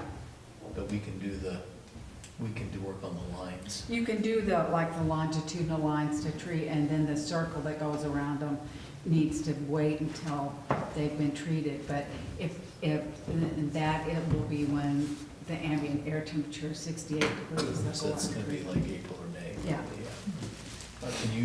Can you talk to Phil about it? Sure. Just tell him. When, It's yeah, just- I wanted to, advise this group, and then I can send him an email and say, Yeah. I think I don't have my phone, but I thought I already did send him one, but I'll double check. When I get home, I can't remember honestly, but, I thought I did because, Rusty, when we were talking about our document that we were developing, he said we have to make really sure that they don't put the, watering circles in too close to the tree and only after it's been See, treated. I don't think he's planning on putting rings around them, is my. It think looks he's- like rings though. Have you seen them? They look No, like I rings. didn't, I thought he was planning on using emitters, but I don't know. So, yeah, just ask him and see, and, Well, we'll figure it We out. got time to figure it Yeah. out and to do, the right thing. Okay, I think Rusty really thinks that because of the trouble we have with all the spruce varieties, that he'd really like to see, native trees planted. So I don't know, we might have to do some investigation into where you would acquire Douglas firs or, any idea? I don't know, because, My hesitation with putting pines, any kind of conifer down there is that it's a natural kind of borderline desert area. yeah. And we're kind of trying to force conifers to grow there. So maybe we might look at trying to establish either some deciduous trees or, in Ponderosa would do better with the low moisture down there. What kind of deciduous trees? I always hesitate to put aspen places, and I don't know anywhere we could get cottonwoods around here, but we just might need to dig around to see who Yeah. has something a little bit more local. What Because what about long needle cottonwoods? if we could find cottonwoods, then Yeah, those are the- usually better for it here. Kearsley has them, and what about, Don't they need a lot of water? No? what? The cottonwoods don't need a lot of water? I thought Well, they get water. I mean, they're good about getting water, but there's water down there. Cottonwoods develop a taproot, whereas conifers have like surface roots. So that's why they're more prone to being wind thrown. So that's why they're also more water needy, because the soil in the top layer dries out faster than the lower levels of the soil horizons. Okay. So if they develop the taproot, we'll have to water them pretty regularly once, To begin. when we first plant Yeah. them. But once they establish in a couple of years, then they'll be pretty self-sufficient. I know that Kearsley's has long leaf needle cottonwoods, and then what about Rocky Mountain Big Rock maples? You know, the native variety of maple that is in the forest? Would that be something that would be, or no? Do they like higher elevation maybe? The maples, I don't think get super tall. I think they stay kind of bushy. I know they get like, I think they get around like 6 to 8 feet if they have like room to grow. But I don't think they'll, Oh, the Be like- spread, you mean? yeah, like full shade trees that if you're looking for kind of the sprawl, the canopy that's going to shade out like the dog park, I don't know that they're going to get to that point. Well, I think the conifer grove, we wouldn't have to stick with providing shade, because it's not a place, I don't think necessarily was ever intended for shade. So we could put variety of trees in there. Joanne, when we went to the Kearsleys, they had long leaf needle cottonwoods down there, didn't they? Because we bought one or two. Yeah, we bought 2 of them. Yeah, Yeah. so we put 2 in, so we could think, I like the look of them. I think they look nice and with their trunks and stuff, but that would be variety for sure. Well, and I'm always supportive of doing varieties and different canopy classes, because then it encourages different species of birds and animals, wildlife to come into the area too. Yeah. Julian, while you were gone, Yes. we were talking about Arbor Day and the fact that, a couple of things. One of them is the where we've been putting trees, we're running out of places to put trees. So for this year, we're gonna have to be more, there's gonna require more effort to go, okay, where do we wanna put trees this year? If we have 7, 8, 10 new trees, some, I don't know whether some need to be up here, some to be, we were just talking about the conifer grove and how we might wanna go with something not conifer in that area, and I that's, thought about that. It would Yeah. be more of a mixed forest. because there's a that couple way. of places where they died, Yeah. and there's blank places where Yeah. we could put trees in, and then there's other ideas too, so that's what we were talking Okay, about, cool. so. No, I think that's a great idea. Just for your because it does. planning, we can't do like 8 or 10 aspens again on the west side of. Well, the other thing I was gonna ask about Arbor Day is, we've had a request to put, more variety of trees on the list that people could, buy, Oh, yeah, purchase. So somebody wanted to buy, he did not like aspen trees. And so he goes, why are you always planting weeds? These aspen weeds. And so I explained that we were looking for native trees and that they were the most affordable. And he said, well, put a slot for $250 for a evergreen and I'll buy one of those. So maybe we could change up the form where people sign up to donate a tree to include what kind of tree? Different Kind of trees. tree. And maybe an explanation of why we don't want these kinds, like, we don't want to plant those spruces. Yeah, well, or he was from Vermont, and he really wanted some sugar maples out there, so. But they don't like it here. They don't, I do know. well Yeah. here. Well, he had a couple growing in his yard, and that's fine, but, yeah, so. Yeah, I think that's a good idea for changing the Who's form. got that form? It goes in the town newsletter. It's on- Right, so the town So clerk, Jamie has it? she would be, Yeah. Okay, I'll Yeah. check in with her and see what we can do. and then maybe just a redesign on that, so Yeah. that we're thinking about different places to, where we can put trees, Yeah. or different kinds of trees and why.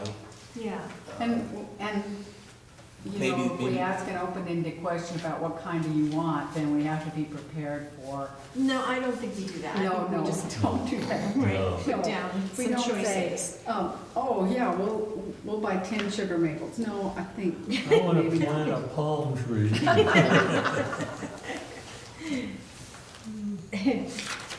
Yeah. so- Although down, up at this house up here, about 4 houses up, they do have the most gorgeous, 30, it's a mature, but it's an autumn blaze maple. It's stunning in the fall, and its leaves get really red, orange, and they turn, it's beautiful. And, you know, we don't have to worry about picking up leaves or vacuuming them up.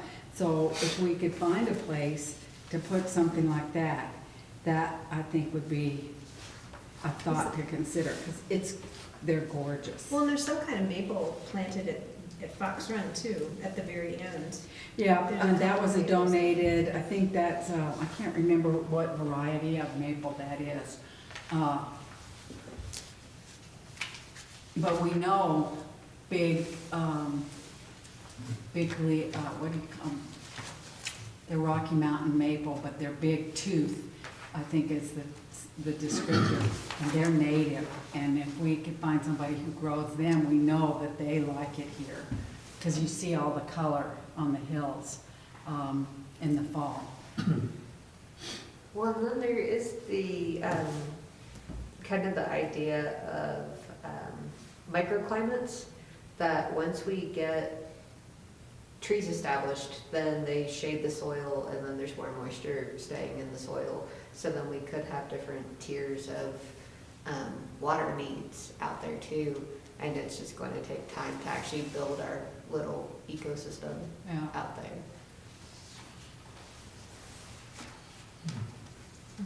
Should we add, the garage sale? Have we brainstormed a date, or do you have a date in mind, or? We should probably put that on this list, Yeah. right? Yeah, so Joanne, I don't know if you noticed, but based on, it doesn't have to be the same time as we did it last year. We just generally want to do it earlier so we avoid the monsoon, Yeah. right? So we're planning on being in Hiawatha that week of Oh, shoot. 23rd through 26th. So we could do it like the week of the 6th through the 11th of July. That's early enough that, what do you think? Do the garage sale then? Yeah, it's not on the calendar. Is that right now. Father's Day? That's gonna be right around when we do Or Arbor Day. July. Oh, No. it's 4th of July. Oh, July. July. So Okay. 4th of July will be over, and it would be the week after the 4th of July. So, Okay. I don't know, is there, anybody have any So like, conflicts then? what was the dates again? 6 to 11, or, yeah, 6 to Yeah. 11 July. Yeah. So the sale will be on the 10th and the 11th. 10th and 11th, yeah. Okay. I mean, I'm not hard set one way or the other, but I do think earlier is better Yeah. for monsoon.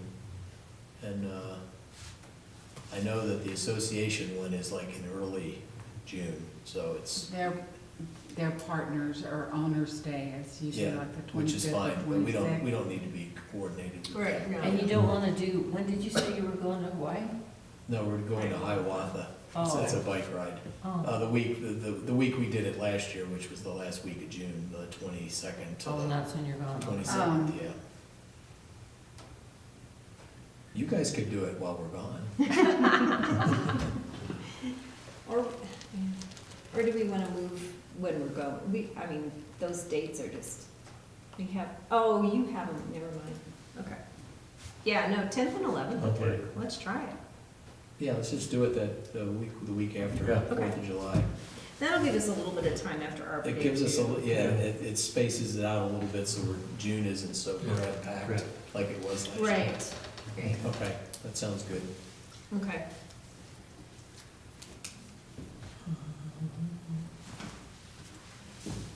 So Arbor Day is like June 13th? Yes. Okay. So, Victor, Yes. on this list, I think everybody needs to take it home with them and come back with all their The edits. edits and for the next meeting. Because I'm looking at it going, Yeah, there's all sorts of So stuff there's all kinds of that things needs to be that's on not here, right. there's stuff that Yeah. needs to be removed. Yeah. And so then I can just bring my laptop and just kind of do the edits as we. We'll just talk give you about our edits. I could do that too. Yeah, I mean, if we go through this and update it from each perspective Yeah. and and then you could put a draft Together? Sure. together, yeah, so that we're at least up to date. Yeah. Do we even have Firewise anymore? As our We were just talking We were about talking that. about that. It's out. Yes, we do. Yes, we do. Oh, we do, okay. We've solved that problem. Trout There's the Limited, edit. That's Larry Alyssa, Green okay. and- Yes. and, you know, Yeah, I know. Okay. And the so town we is don't fully even- planning on we didn't- doing we that. haven't been as paying they've attention been to doing this throughout for the years. 5 years that I know of. Joanne, Yeah. we used to have part of the NRB was a liaison to Trouts Unlimited. I know Bennett is, A member. well, he's heavy into fishing and, you know, he could probably talk to Larry and find out what, I can email him and ask him about a garden tank and say, are you still, and want to be involved?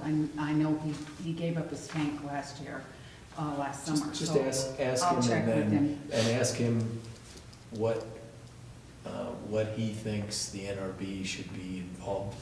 Or What's if it- we should be involved. If we should be and if we are, what is the purpose? Yeah, and what's our what would- job with the NRB? I don't even, Yes. we don't even have any active trout waterways within our jurisdiction, so. No. Well, you So, could show tributaries, Cedar Creek. yeah, so he goes might down. have. Yeah, Yeah. but nothing that anybody says, oh, throw me in the creek down here so I can catch a fish. Yeah. But Larry No. he might understand Yeah, I'll ask why about he it. was on here. Yeah. And it just sort of got lost in the, The shuffle. yeah. So- Are you okay with that? Yeah, oh, yes. It'll take me a good It'll take a hour while. of sitting down and going That's a through. really good idea, When I yeah. Okay. came in and talked to Trevor about, The office. office, and then he told me then too also, he's already contacted Mitch Wolfley, who sprayed late last year. Well, he's already talked to him. He's gonna start. Earlier this year, for sure. So are we now on new business, or are we still being the calendar? We're getting ready to go off the calendar. Okay. So what we should do is, everybody take this back, sort of reorganize it according to what current things are and revise it. What you're currently doing and then anything you think needs to be done Yeah. that's not on here. Because there's several things on here that are like, okay, that needs to be on here. Yeah. Just for future reference so that it doesn't get lost. Yeah. Okay. All right. We'll go to new business. Okay. Oh, no, I can't find my.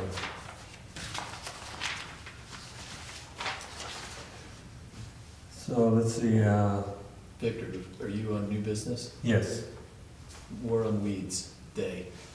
When is it? well, it was, let's see, You can't, Lincoln County has to be involved in this discussion, right? yeah, I'll go down and talk with Travis. Or maybe Alyssa can. So So you have give- a point of contact? Travis Osmond at the County NAFTA, Invest. the Lincoln County Invest. He's one I've been talking with, and they're very good about things, because when we were spraying on the town 2 years ago. I told them what we were gonna do. And last year. And last year. They donated 2 quarts of the pest, the weed killer. And that was like $75 a bottle. And they said, if you're using it on the town property, I said, which we are, he goes, here, just take these. So they're very good about coming up here and helping out, so, but Travis Osmond. But didn't they lose funding and so then they couldn't Yeah, spend a that's, day? they used to come up here on a Saturday with his crew, and they would go out and help people, identify what's on their land, property, and then they used to spray around the town at the same time. And Then- they did Fox Run Park. Yeah, They did the trailheads, they did Crater Canyon Road. So they would come out and do a lot of stuff for Yeah. us. And then last year, it didn't happen because they were like, their their funding was really cut low. Well, the Forest Service stuff, they're supposed to be spraying because they They do have an contract. active agreement with them, because I oversaw that agreement. Yeah, So they probably just did it while they were here because it made sense, right? Yeah, so they probably just, while they were coming through Yeah. and preventing weeds down here, keeps them off the forest, Mhm. which is Right. harder Exactly. to control. So they probably just did that, so, we have the contract with, Wolfleet to spray, and then if there's also, I can talk to Weed and Pest and see what they used to do in the past, and, maybe we can negotiate things going forward with the county again. Yeah, I think the what we big thing really was the would fact that appreciate it was an event for the people. the town. Because they would set up their tents, and residents would come in and they'd buy product at a reduced rate. And then while they were there, if they had a specific land issue, they would go out to their land, and they wouldn't spray for them technically, but they would give them ideas on what they should use and not use, that kind of thing. So it was an educational thing on a Saturday that really, it worked really good for quite a while. When is Safety Days? That's a different, That's the day, That's in June, but that's when we have, that's when like the fire is Police are there set and the ambulance and Firewise, but they didn't, we usually did War on Weeds on a different day, because that was all that was there, was the Lincoln County guys and us usually, Yeah. Victor or, No, But but maybe it if could it's- be it combined. could be on That- safety day that too. makes On the perfect same day, sense. it's why already not? there, bringing all these people Yeah. in. And it's for early Safety Days. June. yeah, there's Yeah, nothing it's a wrong good with time. that. I'd say combine Let's them. Yeah. combine them and see if they can come up. And The then problem is, the reason why they moved from the Saturdays to the Fridays, because then when they had the money, he didn't have to pay his guys overtime on Saturday when they were up here. So we moved it to the Friday, which was okay. We didn't get as many people coming down here, but it still helped out. But Safety Day is a good idea. Yeah. I think. Is there a date yet? Has anybody heard when that is? I'm sure it's probably on the town calendar somewhere. See if I can find it. So to come back to Mitch, though, I think what we really are interested for more on weeds is making sure we have a schedule of when he thinks he's gonna start, and where, and does he need help with, input from us to, kind of identify high-risk areas that we really want to pay attention to. That would be, I think, helpful. Yeah, because we can give you like probably Areas. 10 places that were major league problems last year, and we can get at least pointed in the right direction this year, Yeah. which I think now that you're here, that we have some way to focus that energy. Really. Yeah, Trevor mentioned having just a contact list of like, you guys, whoever sees something, like, we can't go walk on people's property. He did say that, to not trespass, even if Yeah. there's not a no trespassing sign. He said, but getting together, like if you spot something, that then we can bring it back to the town and try to get a hold of the property owner. Right. And And he that's, goes, and if that's and not. Jim does that, the way I understand it. That's the way, He did last year. that's the way we did it in the past. Yeah, But maybe it us might be helping different this year. A with contact, Mitch. and yeah, I don't know if think Jim's still going to be in charge of that enforcement Contacting. side of Contacting. that. Yeah. Yeah. But you'll be heavily involved with him, because, you know, we have all sorts of places where we go, okay, we've got a major problem here. And it's been like, a Chinese fire drill? Yeah. Yeah, at the last minute, and we're running out there as volunteers, hitting these problem areas and spraying and trying to help out as much as we can, but it definitely needs to be more structured. Well, I'm not a GIS pro, but ideally, not anytime soon, but someday in the future, maybe we could get a map going of problem areas with different infestations. Yep. But like I said, I'm not a GIS pro and do not currently have the skill set to make said map. So maybe down the road, that's something we could work on. But hopefully this year we can just start tackling the infestations and even just get it knocked back. And also through the Men's Golf Association here on the town, they go and pull weeds on a certain day. Last year, it was too late, but this year, they're gonna do it again. And NRB, for them pulling the weeds, they pulled quite a few weeds. Mostly musk thistle. Well, yeah, mostly musk thistle, but we give them $2,000. Just to, go out there, pull the weeds, and they do quite a lot on that one Saturday. But they've committed to doing it, because last year, remember, they said Yeah, they didn't want well, to do it. No, this year they're gonna do it. Because they need the money. I know somebody told them they're gonna do it. Yay! But the other potential Okay. problem is with as warm as it has been this year, green-up's probably going to come sooner, which means weeds are gonna come sooner. Yep. So having some of these dates firm, It's not. Might not always work. Yeah, just based on what Mother Nature's plans are. okay, all right. And I mean, I know you guys have to have a date, like everybody has to Yeah. have a date, but just, the weeds might come sooner than what we're Well, I planning. got a feeling that this year, and with your help here this year, I think our weeds it's gonna really help out, Yeah. yeah, We can get ahead. Like you said, we can knock them back and then come up with a plan yeah. for next year. Any more on the weeds?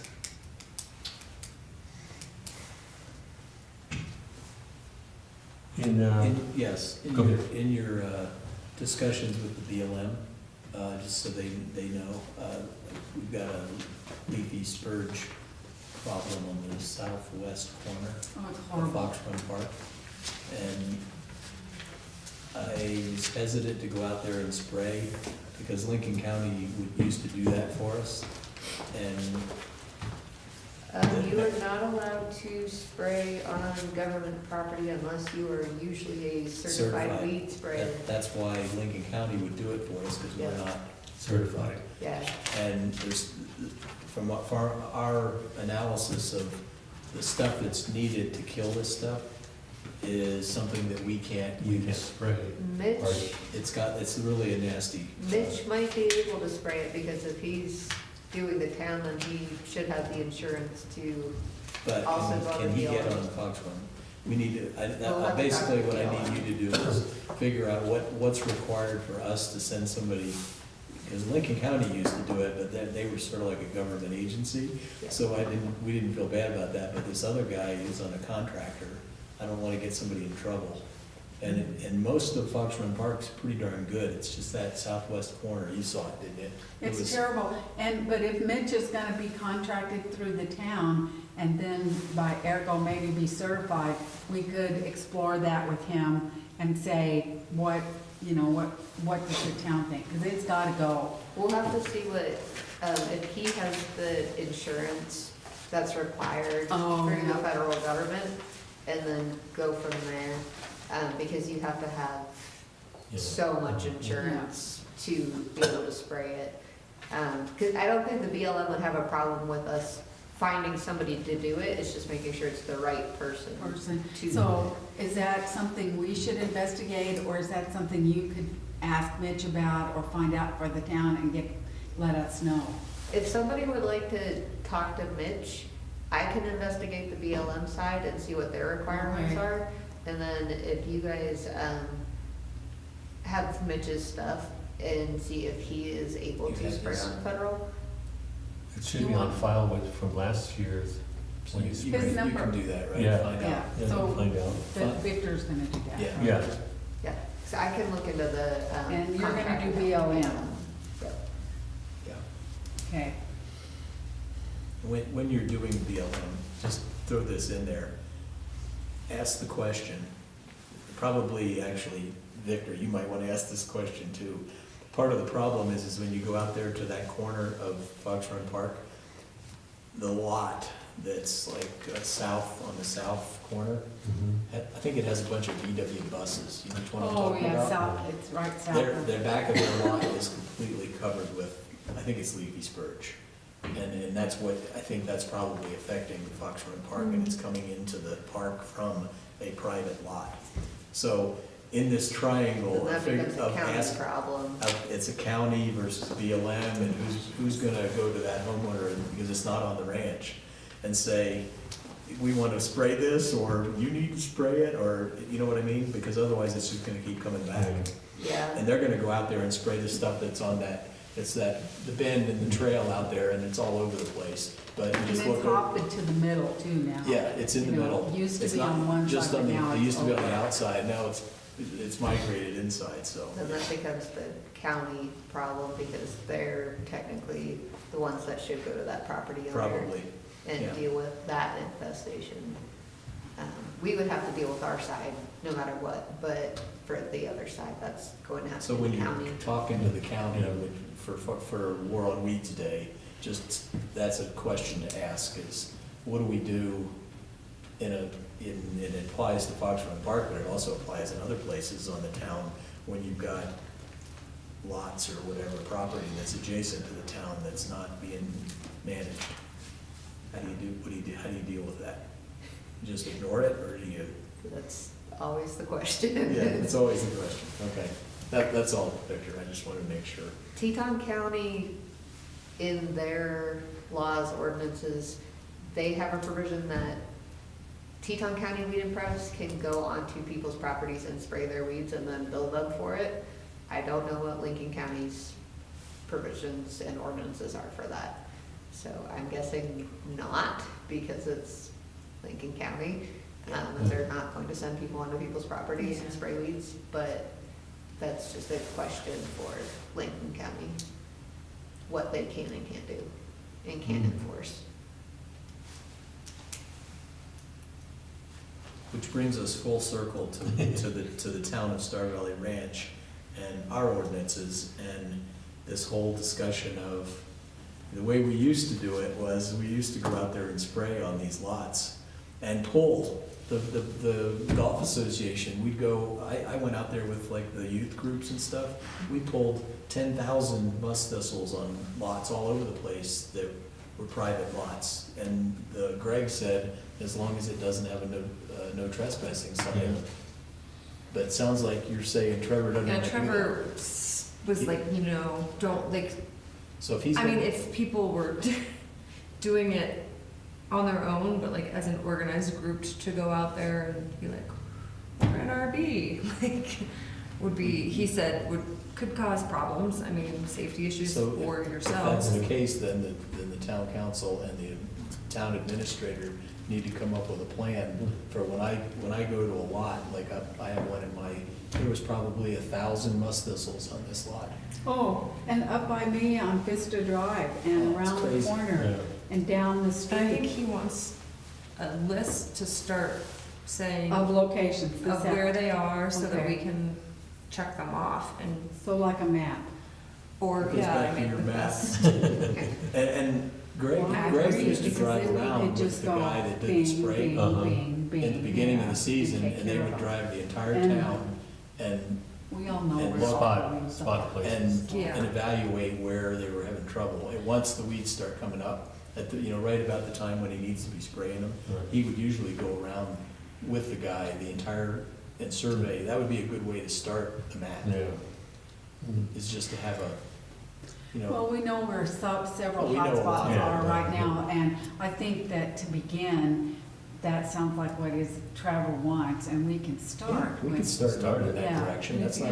not, we just need If to you know. have a what- list now, you'd probably be like, okay, because education is huge, and he also said, if you guys are looking through ordinances and you see something that, there's been a push to revamp our ordinances, so if there is something that you guys see and want to add to or whatever, he's also happy to take Yeah, that the problem with the information. education part of it is most of these lots are people that own them that are never here. Big Yeah. lots.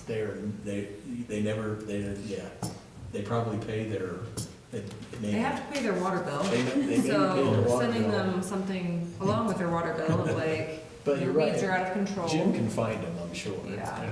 But, So for next meeting, we could maybe come up with an initial list of places to go that we could give Trevor and Mitch and say, this is not all of them, but this is what we know This is off a the top start. of our Yeah, head. this is a start.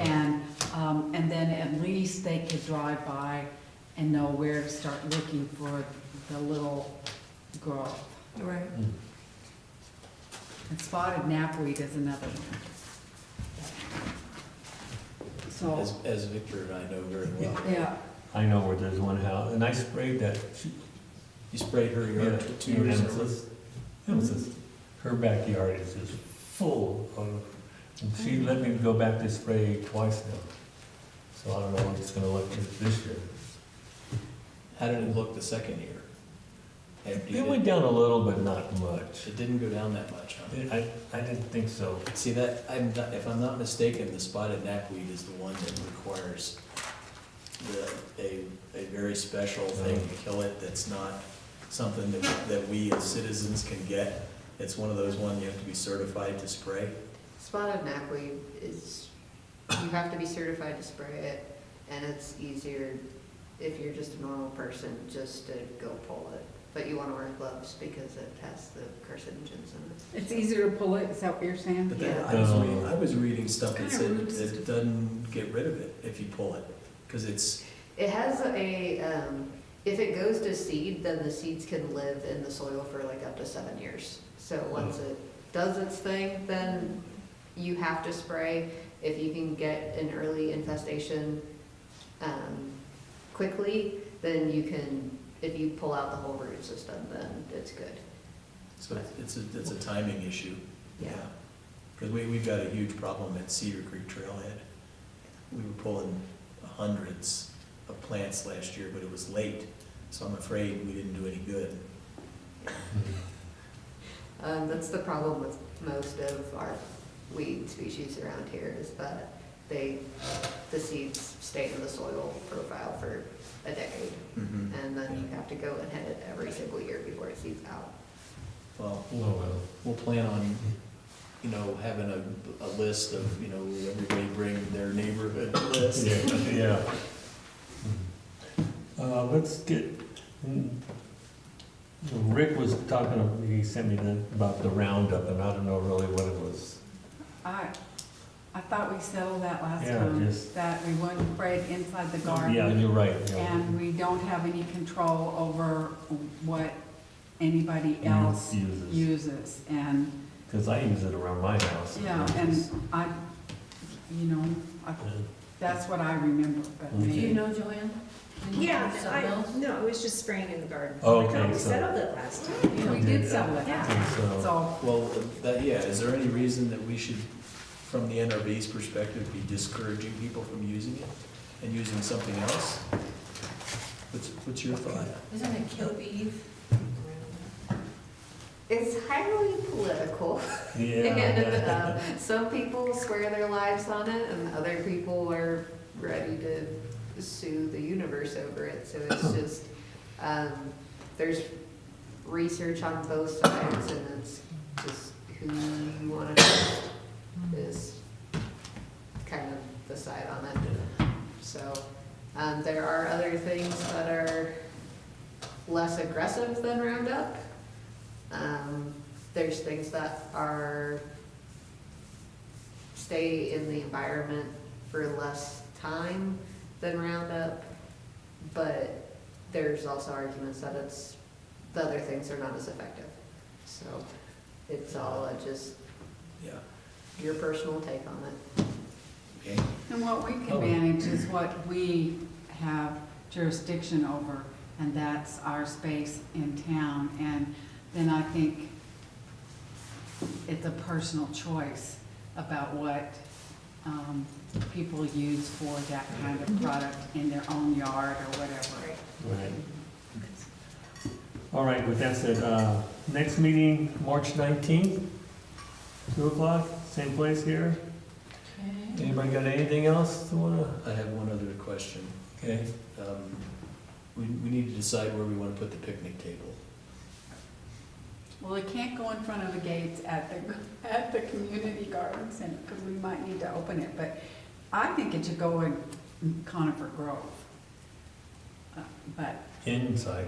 well, someplace that, I thought it was a nice, really not utilized location, because it got shade and stuff. But I don't know, where do you think it should go, Craig? I don't know, I just know that we need to, Could we fit it under the aspen trees that are, more mature on that, it would be the northeast corner of, like, the dog park on the outside? You know, like, right where when you drive in, it's be the last, are those big trees shady enough that we could put it under there somewhere? It'd be kind of close to the garden if somebody wanted to come sit down on it, and it would still, Yeah, Is there room for the, I don't know. I think That's- there's room. there's room? I think it needs to be, if we put it down there, it should be like where you say, and not, because people park in front of the garden center, the things, and if the picnic table is there, then the parking no, and, someplace No, where no. there's shade. And, Not yeah, in the and like parking area, in but- front of the, where people park, it's not shady at all. So yeah, it's- no, and someplace where people could sit, Yeah. look, and have a view. They could look at the east side or the south side. Yeah, is the water, the pumps building, would that be, the well building, would that be blocking the view towards Green Canyon? Depends on where you put it. It If might you be. put it, Oh. if you put it to the south on the east side, you could still see the canyon. Yeah. But if you Somewhere put in it there. closer, then no, because the well place is gonna block Yeah. you. Then after Yeah. that, it's the trail shed. But those trees in there are big enough now that they're putting down some good shade. Mhm. Oh, Yeah, on that side, they're the Well, biggest. Would you be harassed by dogs? So do you want to take that project on? All you gotta, all you gotta do is say, all you gotta do is say, I want it there, done deal. Yeah, just come up with maybe a couple of locations, take pictures of them, and then the next NRB meeting, Okay. show us. Could you And- put it down at Fox Run Park in the And then parking lot down there? we will forward it There's no, I to mean, the town someplace so in they there can for decide. people to sit. There is a place, there is, down there, they have a. They have a covered Yeah, I'll kiosk. wander around and see what I Yeah. can. Yeah, just come up with Okay. and you guys could get together, or you can do it too. Yeah, bring pictures. I've already been thinking about where to put it, and I know I said in the beginning it could go, but it can't, because I was down there looking. Yeah, at just it. take a couple of, and then it's the pros and cons of what you choose, and then we'll just beat it around and then make a proposal to the town, so that way we can get it. And it's a nice band, it's a nice Yeah. band. Yeah, Breezy yeah. for you. So the guys from town have to, does it need a cement Are you base? warmed I up? think so. Oh, Is that what it needs? We can probably deal with We'll that. figure that out. We adjourn. Okay, I second it. she seconds, all in favor, aye. Aye. We have a consent. So who's gonna turn this thing off? What, oh. It's time. Okay. Yeah, because it's sitting Safe right there travels up to by the pump Jackson. house. It's just sitting there after they cut it off, Right. and it,